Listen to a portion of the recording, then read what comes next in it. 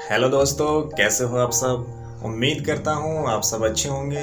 स्वागत है आपका आपके अपने YouTube चैनल पवन सर एकेडमी में। तो दोस्तों, आज हम बात करने वाले हैं उत्तराखंड के इतिहास में कार्तिकेयपुर राजवंश या कत्यूरी राजवंश के बारे में। तो जब हर्षवर्धन के राज्य का पतन होने लगा तो उत्तराखंड में कत्यूरी या कार्तिकेयपुर राजवंश ने सत्ता स्थापित कर ली और धीरे धीरे दोस्तों इन्होंने अपने साम्राज्य का विस्तार कर लिया और लगभग इन्होंने 300 सालों तक यहाँ पे राज किया। तो इसलिए दोस्तों कत्यूरी या कार्तिकेयपुर राजवंश को उत्तराखंड का प्रथम ऐतिहासिक राजवंश कहा जाता है। अगर राजनीतिक वंश के बारे में बात करें तो इससे पहले हमने पढ़ा था कुलीन शासक, लेकिन दोस्तों कत्यूरी या कार्तिकेयपुर राजवंश को उत्तराखंड का प्रथम ऐतिहासिक राजवंश कहा जाता है क्योंकि इसने लगभग 300 सालों तक आगे शासन किया था। तो चलिए दोस्तों बात करते हैं उत्तराखंड के कत्यूरी या कार्तिकेयपुर राजवंश के बारे में। दोस्तों कत्यूरी या कार्तिकेयपुर राजवंश के बारे में तो इसका जो शासन माना जाता है वो 700 से 1050 ईस्वी के बीच माना जाता है। तो ऐतिहासिक जानकारी के बारे में थोड़ा बात करते हैं। तो दोस्तों अगर ऐतिहासिक जानकारी के बारे में बात करें तो अभी मैंने कहा ये उत्तराखंड का प्रथम ऐतिहासिक राजवंश कहा जाता है। तो उत्तराखंड का प्रथम ऐतिहासिक राजवंश किसे कहा जाता है? कत्यूरी राजवंश को। अगर आपसे पूछा जाता है उत्तराखंड का प्रथम ऐतिहासिक राजवंश कौन है तो वह है कत्यूरी राजवंश या कार्तिकेयपुर राजवंश। अब बात करते हैं दोस्तों इनके 3 परिवारों का जानकारी मिलती है। इनके 3 परिवारों की जानकारी मिलती है जिसमें 14 नरेश, और ये जानकारी जो मिलती है ताम्रपत्रों से जानकारी मिलती है। 3 परिवार में 14 नरेश रहे इनके, यानी 14 राजे रहे हैं। लगभग 300 वर्षों तक इन्होंने शासन किया है। 300 वर्षों तक शासन किया है। अगर दोस्तों इनकी राजधानी की बात करें, राजधानी, तो इनकी जो प्रथम राजधानी है वो है कार्तिकेयपुर, जो कि जोशीमठ के आसपास का क्षेत्र कहा जाता है, कार्तिकेयपुर। तो दोस्तों अगर इनकी दूसरी राजधानी के बारे में बात करें तो इनकी दूसरी राजधानी वैद्यनाथ कार्तिकेयपुर है। वैद्यनाथ कार्तिकेयपुर थी, जो कि बैजनाथ बागेश्वर के आसपास का क्षेत्र है। तो बैजनाथ के आसपास का क्षेत्र वैद्यनाथ कार्तिकेयपुर। अब बात करते हैं दोस्तों अभिलेख। तो दोस्तों इनके 8 या 9 अभिलेख मिले हैं, कहीं 8 लिखा है कहीं 9 लिखा है। तो इनके 8 से 9 अभिलेख मिले हैं जिनकी लिपि थी कुटिला, और अभी मैंने बताया इनमें 14 नरेशों के बारे में जानकारी मिलती है इन अभिलेखों से। तो लिपि थी कुटिला। अगर पूछा जाता है कि जो कत्यूरी राजवंश था उनके अभिलेखों की लिपि क्या थी, वो थी कुटिला। ताम्रपत्र लेख, तो दोस्तों इनके जो ताम्रपत्र लेख मिले वो बागेश्वर से मिले हैं, पांडुकेश्वर से मिले हैं, कंडारा से मिले और बैजनाथ से। तो बागेश्वर, पांडुकेश्वर, कंडारा, बैजनाथ से इनके ताम्रपत्र मिले हैं। अगर दोस्तों बात करें इन कार्तिकेयपुर राजवंश के लिए कत्यूरी शब्द सबसे पहले किसने प्रयोग किया था, तो सर्वप्रथम अगर बात करें इतिहासकार जो एटकिंसन थे, इन्होंने सबसे पहले कत्यूरी शब्द प्रयोग किया था कार्तिकेयपुर राजवंश के बारे में। अब बात करते हैं दोस्तों इनके प्रथम परिवार के बारे में। अगर प्रथम परिवार के बारे में बात करूं तो इनका संस्थापक जो प्रथम परिवार था बसंत देव को कहा जाता है। यानी कि जो कत्यूरी राजवंश का संस्थापक है या कार्तिकेयपुर राजवंश का संस्थापक है वो है बसंत देव। और इन्होंने लगभग 700 ईसा पूर्व इसकी स्थापना की थी, जो हमने लिखा भी है 700 से 1050 ईसा पूर्व। तो 700 ईसा पूर्व इसकी स्थापना की थी, संस्थापक थे इसके। और बागेश्वर लेख से, जो बागेश्वर का लेख है उससे जानकारी मिलती है, बागेश्वर का जो ताम्र लेख है उससे जानकारी मिलती है कि जो इनके संस्थापक तो बसंत देव थे। अब बसंत देव के बारे में थोड़ा बात करते हैं दोस्तों। बसंत देव, तो अगर बात करें जब इन्होंने सत्ता ग्रहण की थी तो ये इन्होंने उपाधि धारण की थी परम भद्दारक महाराजाधिराज। तो परम भद्दारक महाराजाधिराज ये उपाधि धारण की थी। साथ में इन्होंने परमेश्वर की उपाधि भी धारण की थी। अगर आपसे पूछा जाता है कि परमेश्वर की उपाधि या महाराजाधिराज की उपाधि किसने धारण की थी, तो वो की थी बसंत देव ने। दोस्तों बात करते हैं इसी बागेश्वर लेख, जो ताम्र लेख है, इसके बारे में बात करें तो ये इसमें लिखा गया है कि जो ये बसंत देव था इसने एक मंदिर को स्वर्णेश्वर नामक गांव दान दिया था। ये किसी मंदिर को स्वर्णेश्वर नामक गांव दान दिया था। अगर इनकी बात करें इनकी पत्नी, तो इनकी पत्नी का नाम जो बागेश्वर ताम्रलेख में मिलता है वो मिलता है राजनारायणी देवी। तो राजनारायणी देवी बागेश्वर ताम्रलेख में इनके पत्नी का नाम मिलता है। अब बात करते दोस्तों, जो कश्मीर के इतिहास से संबंधित पुस्तक है राजत रंगणी। कश्मीर के इतिहास से संबंधित पुस्तक है राजत रंगणी, जो कि क्या है, कलहण ने लिखी है।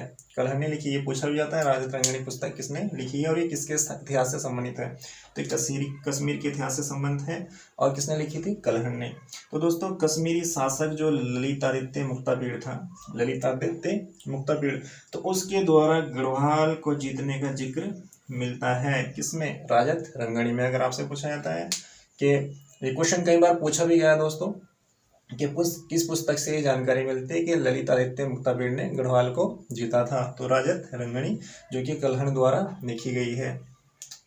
अब बात करते हैं दोस्तों नरसिंह मंदिर या नरसिंह मंदिर। तो नरसिंह मंदिर जो कि जोशीमठ में है, तो इन्हीं बसंतदेव ने इसका निर्माण कराया था। इन्हीं बसंतदेव ने इसका निर्माण कराया था। और आपसे पूछा जाता है कि नरसिंह देव मंदिर का निर्माण किसने कराया था बसंत देव ने। अब बात करते हैं दोस्तों बसंत देव के बाद कौन राजा बना। तो बसंत देव के बाद दोस्तों राजा बनता है खरपर देव। खरपर देव वंश आता है अब इसमें। तो खरपर देव वंश बसंत देव के बाद राजा बनता है खरपर देव, यानी अब चलता है खरपर देव वंश। अगर बात करें इनकी पत्नी पर, इनकी पत्नी का नाम था कल्याणी देवी। कल्याणी देवी, खरपर देव की पत्नी का नाम कल्याणी देवी। और कहा जाता है दोस्तों ये कन्नौज के राजा यशोवर्मन है, ये उनके समकालीन थे। तो कन्नौज के राजा यशोवर्मन के समकालीन। और दोस्तों इनका एक पुत्र था जिनका नाम था कल्याण राज। जो जानकारी मिलती है इनके पुत्र की वो है कल्याण राज। दोस्तों बालेश्वर लेक जो कि चंपावत में, बालेश्वर लेक, तो बालेश्वर लेक से जानकारी मिलती है कि जो खरपर देव वंश का अंतिम शासक था वो था त्रिभुवन राज। तो खरपर देव वंश का अंतिम शासक त्रिभुवन राज। अब बात करते हैं दोस्तों इसकी द्वितीय परिवार के बारे में। द्वितीय परिवार के बारे में, तो प्रथम परिवार समाप्त हो गया। बात करते हैं द्वितीय परिवार कौन सा है। तो अगर द्वितीय परिवार की बात करते हैं तो आता है निम्बर वंश। तो दोस्तों संस्थापक थे जो थे निम्बर, द्वितीय परिवार के संस्थापक थे निम्बर। और ये दोस्तों शैव धर्म को मानते थे, तो शैव धर्मानुयायी थे, शैव धर्म को मानने वाले। तो इनकी पत्नी का नाम था नाथू देवी। पत्नी का नाम था नाथू देवी। और दोस्तों इनका एक पुत्र था इष्टगण। इष्टगण, और ये इष्टगण दोस्तों सबसे पहले उत्तराखंड को एक सूत्र में बांधने का प्रयास करता है। उत्तराखंड को समस्त यानी राज्य को एक सूत्र में बांधने का प्रयास करता है इष्टगण। अब पढ़ते हैं दोस्तों इष्टगण के बारे में। इष्टगण के बारे में, तो इनकी पत्नी का नाम था वैगा देवी। इनकी पत्नी का नाम था वैगा देवी। अगर पुत्र की बात करें तो इनका पुत्र था ललितसूर देव। ललितसूर देव, इष्टगण का पुत्र ललितसूर देव। तो दोस्तों अगर कहा जाता है सबसे पहले अगर उत्तराखंड यानी समस्त राज्य को एक सूत्र में बांधने का प्रयास किया तो किया था इष्टगण ने। सबसे पहले इष्टगण ने। अगर पूछा जाता है आपको कि उत्तराखंड राज्य को एक सूत्र में बांधने का सबसे पहले प्रयास किसने किया था, वो किया था इष्टगण ने। और दोस्तों जागेश्वर जो कि अल्मोड़ा में, यहाँ पे लकुलिस, नवदुर्गा मंदिर और नटराज मंदिर। तो लकुलिस मंदिर, नवदुर्गा मंदिर और नटराज मंदिर का निर्माण इन्हीं इष्टगण ने करवाया था। अब बात करते हैं दोस्तों ललितसूर देव की, या इन्हें ललितेश्वर भी कहा जाता है।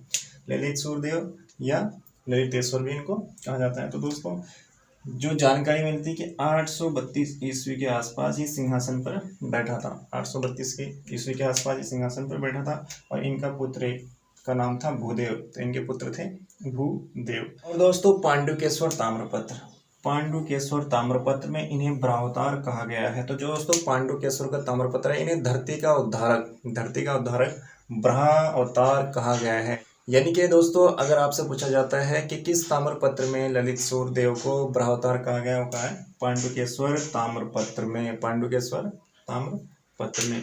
अब बात करते हैं दोस्तों सबसे प्रतापी राजा। तो सबसे प्रतापी राजा इस वंश का यानी कत्यूरी राजवंश का या इस वंश का था वो था ललितसूर देव। तो यही ललितसूर देव इस वंश का सबसे प्रतापी राजा था।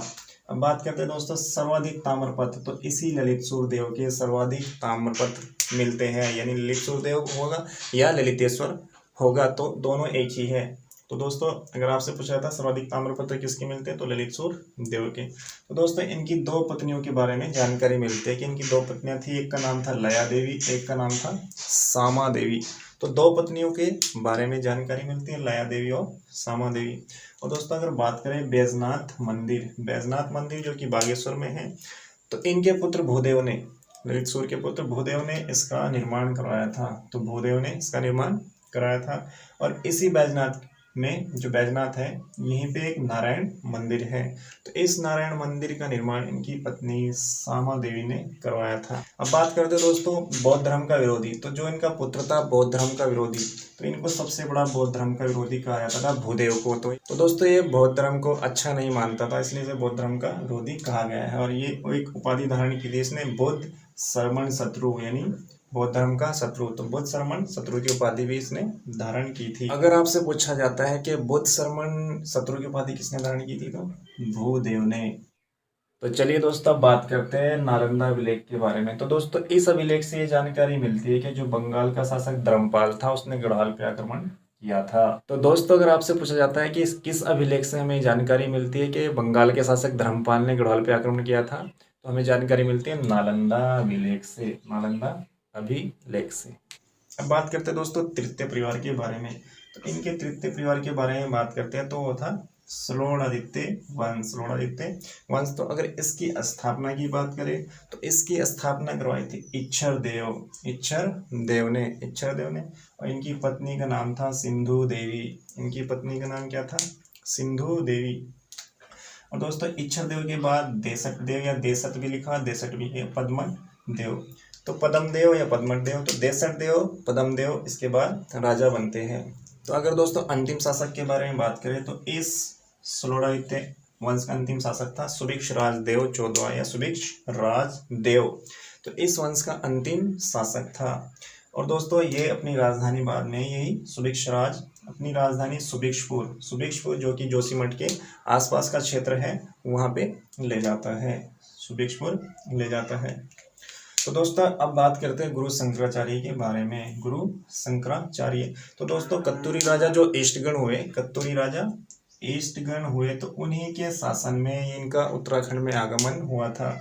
तो अगर पूछा जाता है आपको गुरु शंकराचार्य किस राजा के शासन में कहाँ आए थे, उत्तराखंड आए थे, तो कत्तूरी शासक ईस्टगण के शासन में ही उत्तराखंड आए थे।